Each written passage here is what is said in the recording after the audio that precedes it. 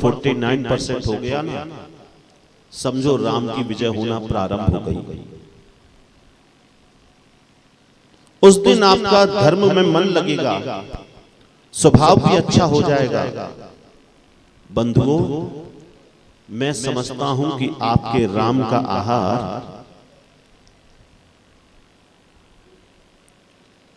आपके राम का यदि थोड़ा भी आहार है तो वो ऐसी कथाओं में है। ये बात अलग है कि आप 7 दिन तक सुन के सुबह थोड़ा उठना आसान हो जाए, थोड़ा माला पकड़ना आसान हो जाए, खुद ही टीवी पे संस्कार और आस्था चैनल लगाकर बैठ जाएं।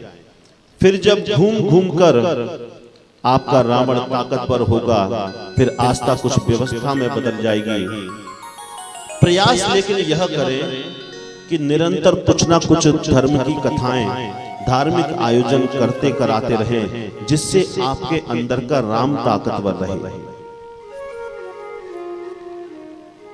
कई जगह आपने देखा होगा, हमारे यहाँ की महिला शक्ति है, कई प्रकार के कैंप लगवाते हैं। कहीं पर आंख का कैंप लग गया तो सब लोग आंख की इलाज कराने पहुंच जाते हैं।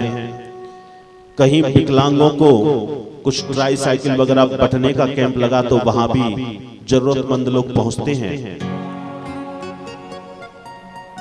यह जो भागवत कथा है, आप ऐसा समझ लें कि वो हृदय को शुद्ध करने का कैंप है। और ऐसी कथाओं में उपस्थित होकर अपने हृदय को शुद्ध करने का सुअवसर हमको प्राप्त होता है। यह श्रीमद् भागवत एक अलौकिक ग्रंथ है। उद्धव और कृष्ण का संवाद हुआ।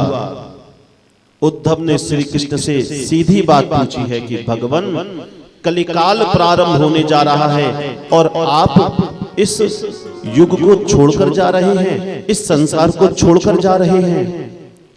अब आपकी सबसे ज्यादा जरूरत है, तभी आप चल दिए, कैसे काम चलेगा भगवान?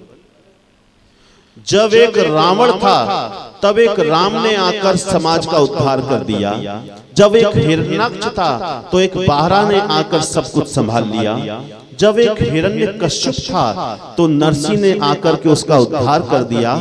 पर प्रभु, कलयुग में तो सारे दुष्ट एक साथ पैदा होने जा रहे हैं। हर गली, हर मोहल्ले में आपको रावण, कंस, शिशुपाल, हिरण्यकश्यप ये सभी मिल जाएंगे। भगवान, अब आप कितने अवतार लेने जा रहे हो? एक रावण के लिए राम को आना पड़ा और वो वाला रावण तो आज के रावण के सामने महात्मा ही मालूम पड़ता है। आज का रावण सबसे ज्यादा खतरनाक है।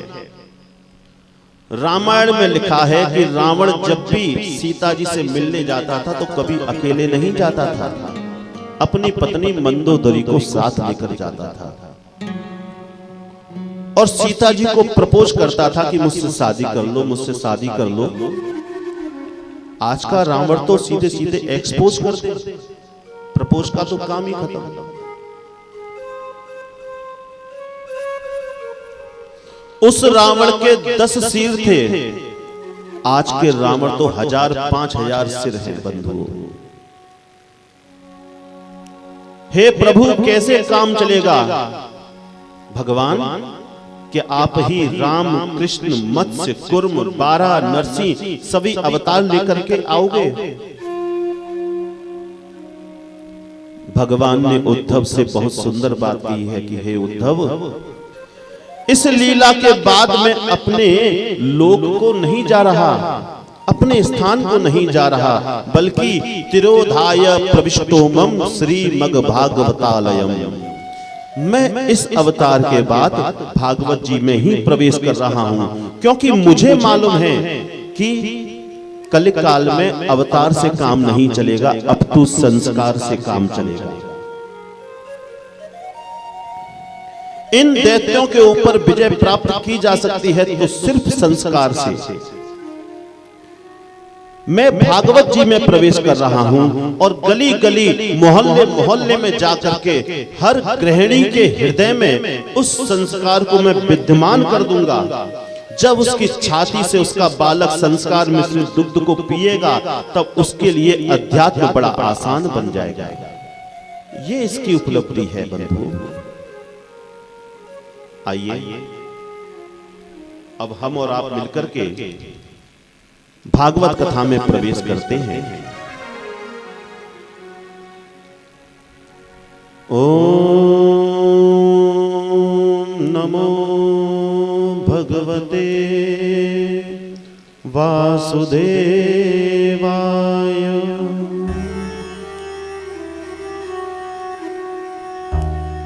परम मंगल में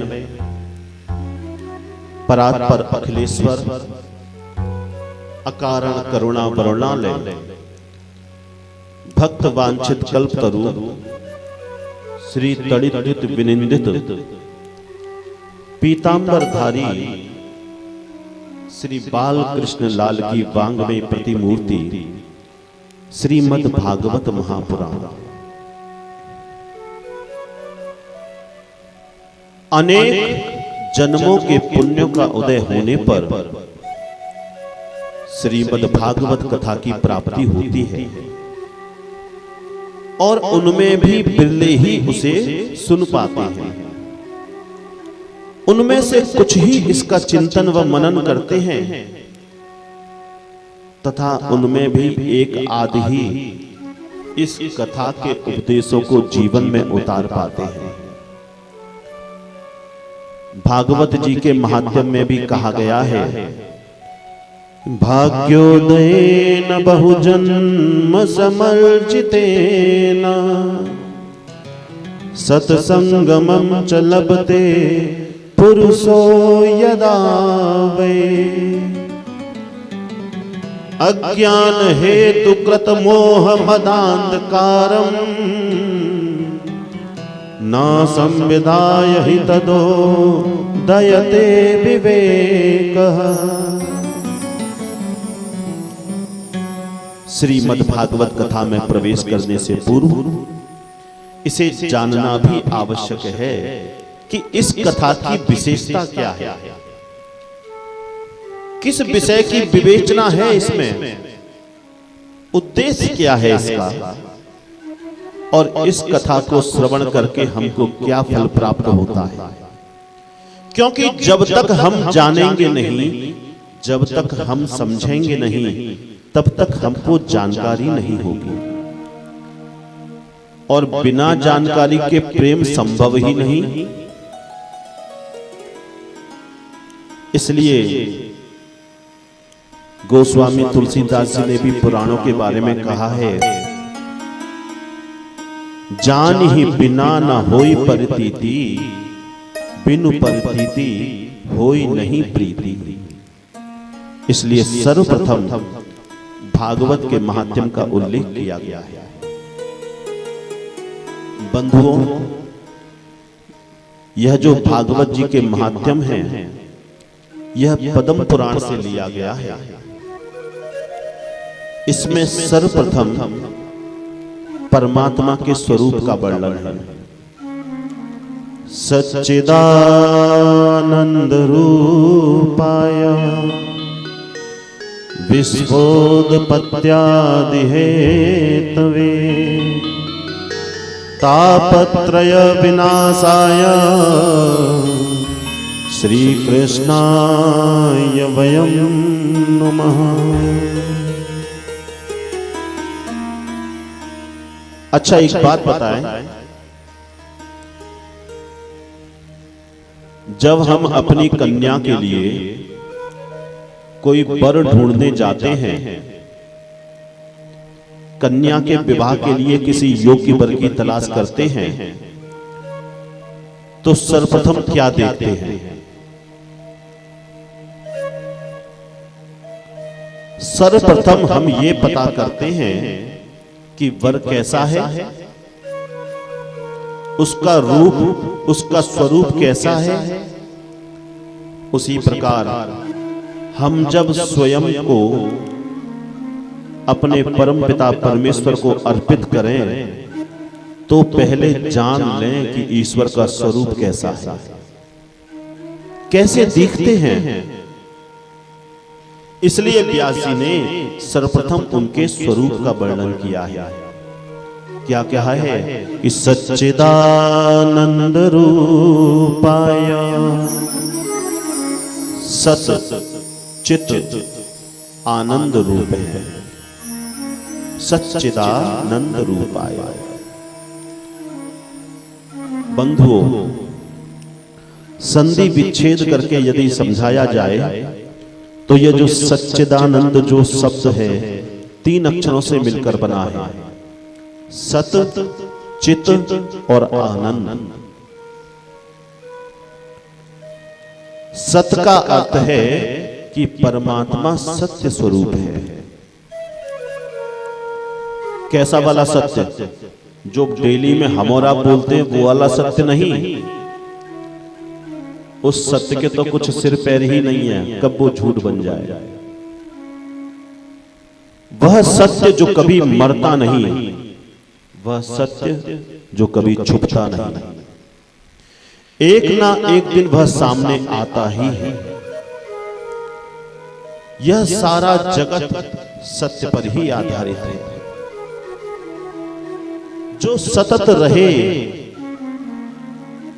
वही सत्य है। सतत रहे का अर्थ जो सदैव विद्यमान रहे। वह पहले भी था, जब इस सृष्टि की रचना हुई वह उससे पहले भी था, सृष्टि की रचना होने के बाद मध्य में भी है, और जब इस सृष्टि का अंत होगा तब भी केवल वही बाकी शेष बचेगा। वह अनंत है, अनादि है। वह परमात्मा सत्य अर्थात सत स्वरूप है। दूसरी बात कही है चित। परमात्मा चित स्वरूप है। चित अर्थात प्रकाश स्वरूप है।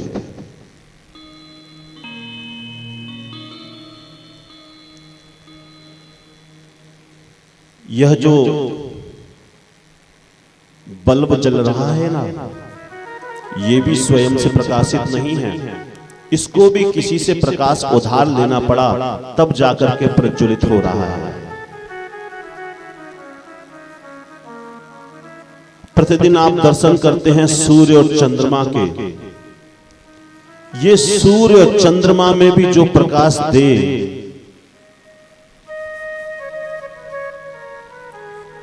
हम और आप प्रतिदिन भगवान को पुष्प चढ़ाते हैं।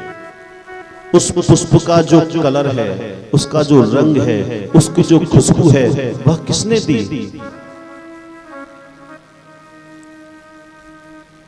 जिसको किसी भी प्रकाश की आवश्यकता नहीं, वह स्वयं ही प्रकाश स्वरूप है। जो प्रकाश को भी प्रकाश प्रदान करे, वह परमात्मा ही चित्त स्वरूप है। चित्त का अर्थ है प्रकाश। और तीसरी बात आती है आनंद। ईश्वर आनंद स्वरूप है। बंधुओं, डल्लभ के गद्दे पर शयन करने का नाम आनंद नहीं, उसे तो सुख कहते हैं। एसी कमरे में डल्लभ के गद्दे पर लेट गए, बराबर में चाय का प्याला रखा है, हाथ में टीवी का रिमोट है, जिसे चाहो उसको देख लो। यह आनंद नहीं, यह तो केवल सुविधा है। अच्छा, चाट पकौड़ी कितने लोगों को पसंद है? यहाँ पर हाथ उठा के बताओ। चाट पकौड़ी, रसगुल्ले, मिठाई। अभी दीपावली का सीजन है, मिठाइयां तो बहुत खाई होंगी। मिठाई खाने में आनंद आया कि नहीं? हाँ, हम और आप जो रसगुल्ला भी खाते हैं ना, खा के पेट पे हाथ फिरा के बोलते हैं बहुत आनंद आया जी। वो आनंद नहीं है, वह भी सुख है, हमारी चटोरी जीभ के स्वाद हैं।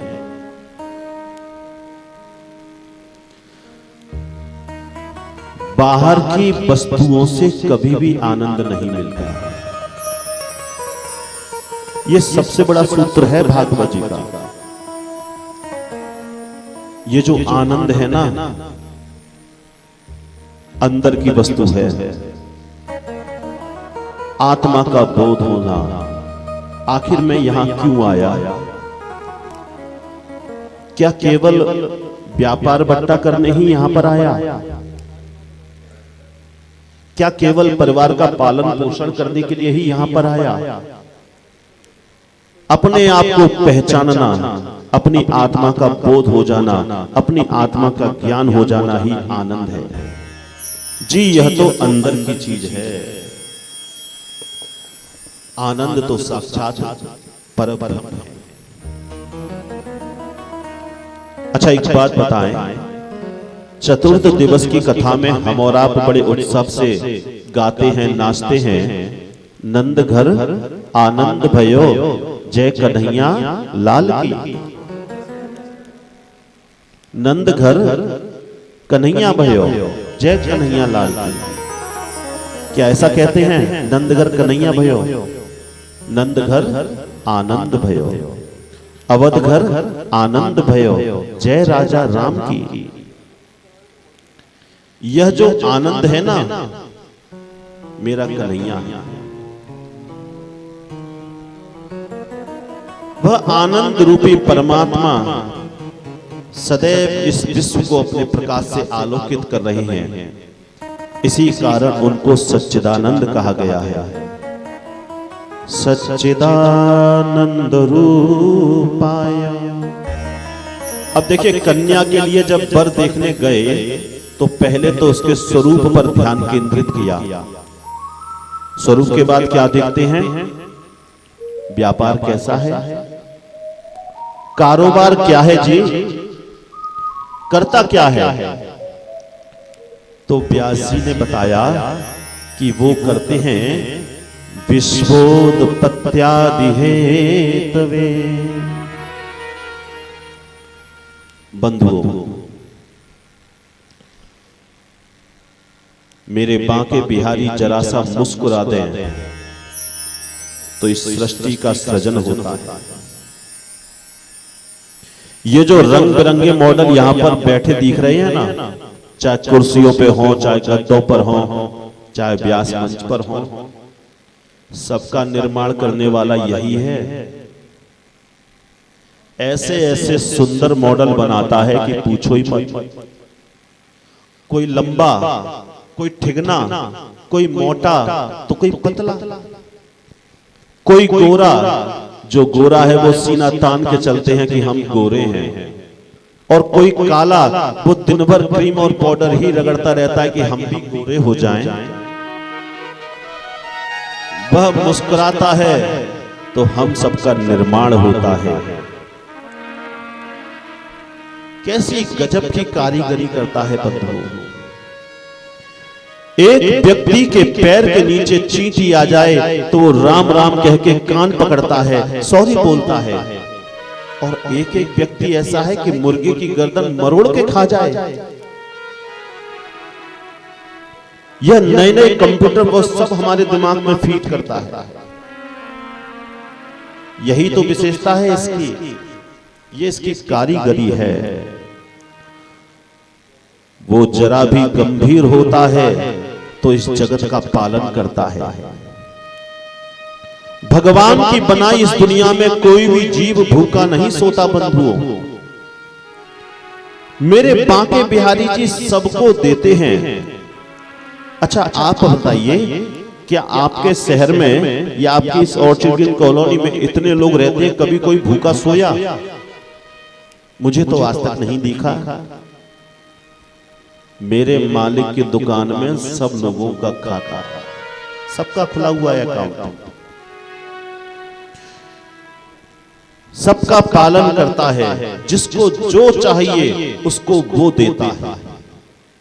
पर यदि जरा सा रुष्ट भी हो जाए तो समयानुसार जगत का संहार भी कर देता है। यही उनका कर्म है। अब जिज्ञासा हुई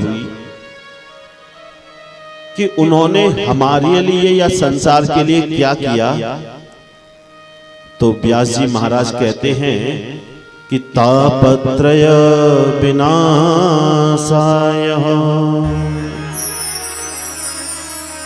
बंधुओं, 3 प्रकार के पाप हम प्रतिदिन करते हैं। कौन कौन से पाप करते हैं मालूम है? मनसा वाचा कर्मणा। किसी के बारे में बुरा सोचना ये मन का पाप है।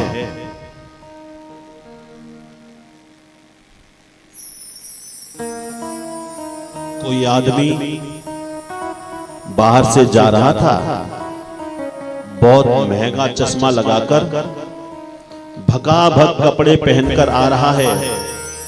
आपने देखा अपने मकान की खिड़की से और मन में सोचा, अरे भैया 4 पैसे क्या हो गए, ऊपर को ही देखता है, नीचे तो देखता ही नहीं।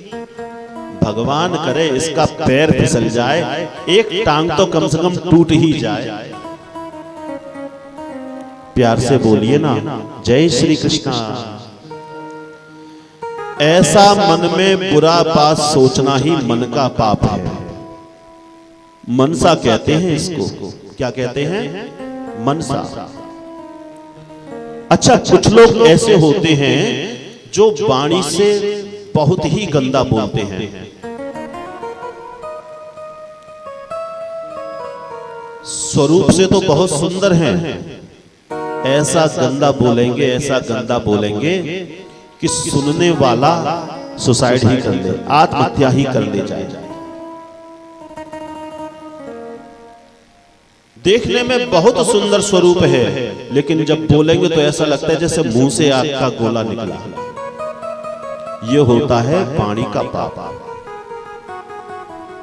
और तीसरा होता है कर्म का। कर्मणा कहते हैं इसे। ये तो आप सबको मालूम ही है। किसी जीव की चोरी चकारी कर लें, किसी जीव की हत्या कर दें, किसी को मार दिया, किसी को कष्ट देने के लिए कार्य करना, यह कर्मणा है। इन 3 प्रकार के पापों से हमें 3 ही प्रकार के ताप होते हैं। ये 3 पाप कौन कौन से हैं? श्री तुलसीदास जी कहते हैं, दैहिक दैविक भौतिक तापा। दैहिक दैविक भौतिक तापा। दैहिक दैविक भौतिक तापा। दैहिक दैविक भौतिक तापा। राम राज्य का बहु नहीं व्यापा। राम राज्य का बहु नहीं व्यापा। दैहिक दैविक भौतिक तापा। दैहिक दैविक भौतिक तापा। राम राज्य बहु नहीं व्यापा। राम राज्य का बहु नहीं व्यापा। उन परमात्मा ने संकल्प कर रखा है कि मैं तुम्हारे तीनों पापों का विनाश कर दूंगा। ये 3 ताप हैं, दैहिक अर्थात शारीरिक, दैविक जो हमारे पूर्व जन्म के किए हुए पापों के द्वारा जो हमको कष्ट मिल रहा है, और तीसरा है भौतिक अर्थात जो इस समय संसार के द्वारा हमको प्राप्त हो रहा है। परमात्मा हमारे 3 प्रकार के तापों का विनाश कर देंगे, किंतु कब? जब हमें उनकी शरण में प्राप्त होगी, जब हम उनकी शरण में चले जाएंगे, जो परमात्मा तीनों प्रकार के तापों का विनिष्ट करने का सामर्थ्य रखते हैं, उन श्री कृष्ण को हम प्रणाम करते हैं। श्री कृष्णाय वयं नमः। हम गोविंद को प्रणाम करते हैं। यह भागवत जी का प्रथम श्लोक है बंधु। एक बात कहूं, भगवान को प्रणाम करने के अलावा वंदना का कोई दूसरा तरीका है ही नहीं। भगवान को प्रणाम कर लिया, बस सब पाप नष्ट। जीवन में आप जो कुछ भी करते हैं वह मेरे बांके बिहारी को समर्पित कर दो। एक बार एक भक्त यजमान के यहां जाना हुआ। पहले तो खूब खातिरदारी हुई, अच्छे से भोजन पानी कराया।